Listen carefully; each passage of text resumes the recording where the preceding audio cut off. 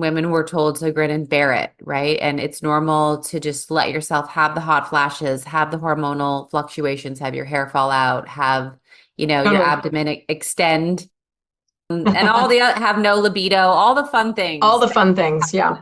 So like, Yeah. what has that been like to explore and sort of amplify that topic? When you think about what menopause is, and it's really the loss of estrogen and, hormonal shift, bear in mind that we have estrogen receptors on every cell of our beings, and it is essential to not just our reproductive life or our sexual life or anything. It is essential to our eyeballs and our, things having nothing to do with fertility, reproduction, or anything else.